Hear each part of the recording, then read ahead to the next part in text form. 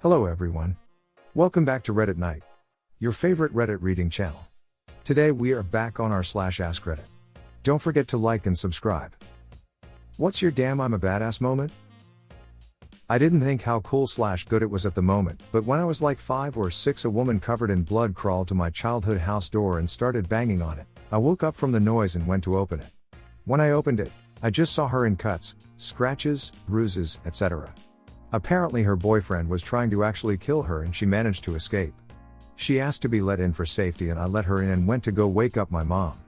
When she came out she was shocked to see her and went to clean her wounds a bit and later called the police and ambulance. I didn't fix her wounds or anything, but I'd like to think that I saved her life that day. I went on a snorkeling trip off the coast of Kauai. There was a newlywed couple there that I could tell weren't good in the water. We're out in the water and they're off by themselves and I can see that the wife is crying and the husband has a panic look on his face. Turns out they didn't realize that skin contracts in water and he lost his wedding ring off his finger. I scan around for a while and find it 30 feet down or so. I run down and get it and give it back to them. They were thrilled. I saved a life as a 911 dispatcher. My address is, my name is, Ms. Patient, and I think I've just developed a penicillin allergy. The call started off normal enough. 50s female took penicillin and was now breaking out in hives. As the call went on, she got harder and harder to understand, both because her tongue was swelling, and because she was getting more and more confused. I'm in the basement. Will they be able to find me? I don't know if my door is unlocked. I'm gonna go unlock it. No. Stay in the basement. I'll tell the paramedics you're down there. They'll find a way to get in. I wrote a note to my partner, who was dispatching the ambulances. Patient in basement, door may be locked. Why did you call me? Can I hang up? You called me, Miss Patient. You're allergic to penicillin. You called 911, the ambulance is on the way. As the paramedics called on scene, I heard a clunk and the tone of a button being pressed. That's not good. About one very long minute later, the paramedic picked up the phone. It's me, we're here. The crew transported to the hospital, no lights or sirens. Interesting. I was expecting an emergent return. When they got done, the paramedic called me. If we hadn't have known where the patient was, if we would have been 1 minute later, there's a good chance she would have died. Thanks for telling us where to go. Yep. My badass call taking skills saved a life. My brother and I had some friends over at my parents' house while we were home for a visit. We were hanging out in the backyard and at the end of the night I was alone with one of brother's friends. He started coming on to me, grabbing me, being way too forward and gross. I told him repeatedly to stop and to leave, but that just made him more aggressive. He eventually knocked me down and had me pinned on the ground, broke my glasses and was laughing in my face about what he was going to do to me while I screamed for help but no one could hear me. I eventually managed to choke him out just enough that he fell over, then kicked him a bunch of times. He got up and came at me again. I shoved him back over and over till we reached the end of the driveway. The whole time he is still trying to grab at me and laughing at me. Eventually I just swung at his face and ended up breaking his nose. I felt it crack on my hand and blood went everywhere. It was sickening but also kinda euphoric. He ended up running away after that. Not as cool as some of the others here, but I was running through a building, down a ramp with polished cement floors, and I somehow ended up falling down on one knee.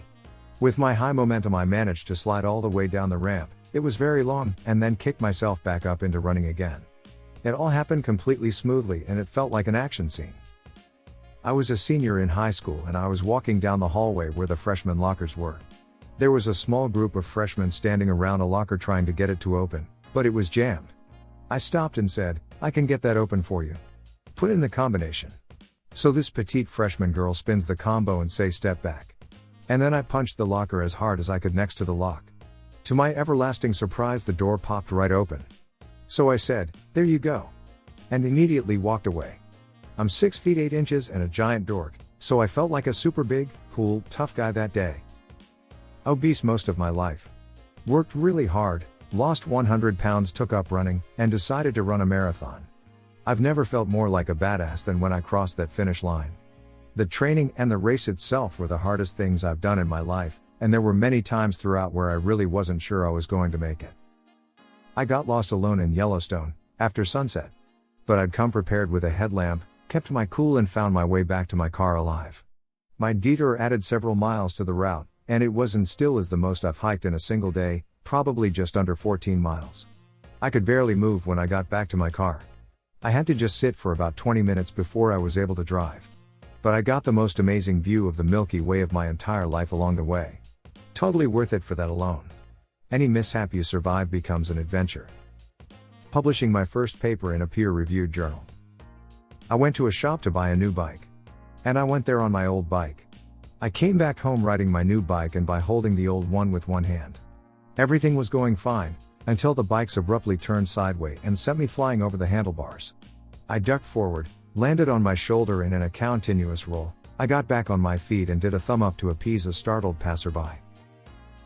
At a concert in between sets, saw this lady go down. I had just found a seat along the barrier between pit and general seating. I went up to the girl and her boyfriend and told them I had a seat in the wall if she needed to sit down a minute. She was pretty out of it, but the boyfriend said tut'd be a good idea. We walked her over and flagged down one of the vendors to get her some water since she was really dehydrated. Right about now the headliner, Rob Zombie, came out on stage and then a huge mosh pit started right in front of us.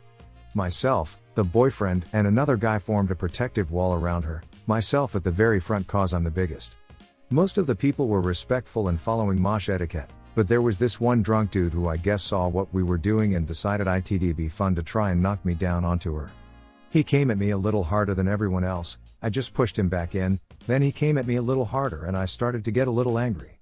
The third time he was almost rushing me, I gave him a decent shove and told him come at me like that one more time motherfricker. He did, I saw him coming and this time I stepped forward into him and shoved my palms into his chest. He stumbled backwards clear across the other side of the pit and looked terrified. I shouted try again and I'll knock you the frick out, a hole. He didn't come in our direction again after that. Felt pretty cool protecting that girl and checking that a hole.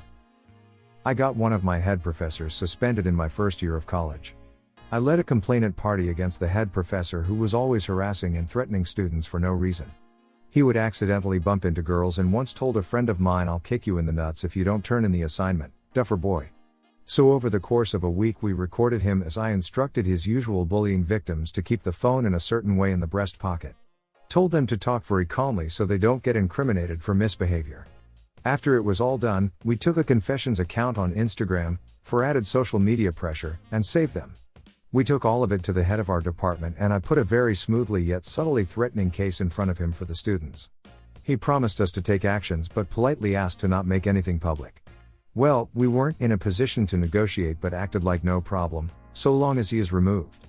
2 days later, we have a new head professor and it's been 17 months since we even saw the bully professor. In middle school, I was riding my bike home from school when I noticed there was a big swarm of kids from my school circling around this one autistic boy who was a grade below me. The poor kid was getting called names and rocks thrown at him, so I locked my bike up somewhere, expecting to get into a fight, and walked in the crowd and yelled at them all to go home and that they should be ashamed of themselves. Of course then they started trying to be all tough and cool and tried to pick on me, but that really didn't work because they sucked at it. To my surprise though, they actually listened and dispersed the crowd. The autistic boy was able to make a clean getaway. Sadly it wasn't the last time the kids picked on him, but I felt like a freaking badass that day and hoped he knew that not everyone was against him. Middle school is rough. I was in a Uber making a beer run, pre-pandemic, and we were sitting at a red light. A car came flying through the intersection in front of us, against the red light, and struck another car head on. They spun out and came to a stop. It sounded like an explosion. I jumped out of the Uber and the driver followed. She took one car and I took another. I yelled at the guy in the car beside us to call 911 and then went to help the people. I noticed a cop across the intersection, but he hadn't got out of car yet. The airbags went off in both cars and I couldn't see inside. I pried the door open and could see a girl in the driver's seat. She appeared to be stunned, but not hurt.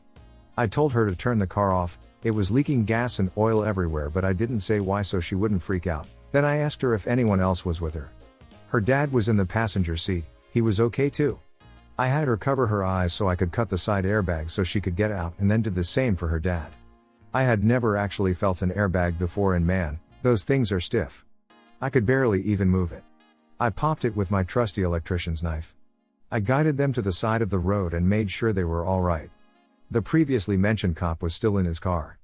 I waved him over and motioned for him to get out and help.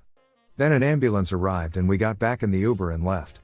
I don't think we saved their lives or anything heroic like that, but me and the Uber driver sprang into action. Made me feel good that our first instinct was to help. When I was like 9 years old, I chokeslammed the neighborhood bully, full WWE style. It was directly under a streetlight, and there were people all around to witness it, because I think someone was having a party. I ran away because I thought I would get in trouble, but the adults, actually teenagers, but being 9 I thought of them as adults, just wanted to give me high fives. And don't worry, the kid was totally fine other than being shaken up. That's it for today. Don't forget to like and subscribe. Thanks for watching. See you in the next one.